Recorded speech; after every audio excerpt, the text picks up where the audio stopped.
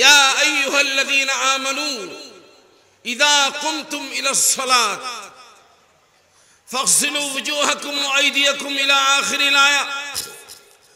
তোমরা যখন নামাজের ইচ্ছা করো তখন আগে ওযু করে নাও। কি করে নাও? বেলা ওযু, বিনা ওযুতে নামাজ পড়া যাবে? যদি আমরা বেওযু থাকি, নাপাক থাকি, তাহলে আগে কি করতে হবে? ওযু করতে হবে। নামাজের জায়গা পবিত্র জায়গা, আমাদেরকে সেখানে ঢুকতে হলে আগে ওযু করতে হবে।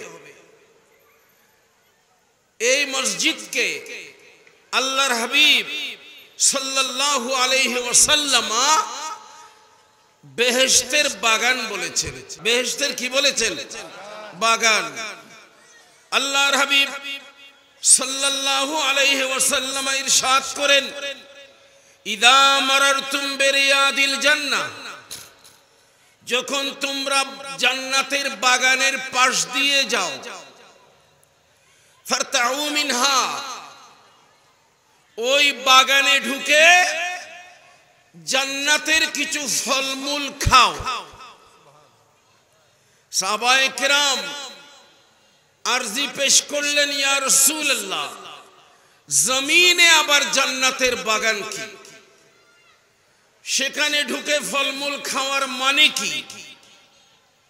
এই জমিনে মসজিদ যেগুলো আল্লাহর হাবিব সাল্লাল্লাহু আলাইহি ওয়াসাল্লাম বলেছেন জান্নাতের বাগান দিয়ে যাওয়ার সময়, সাহাবায়ে কেরাম বললেন জান্নাতের বাগান বলতে কি বোঝানো হলো?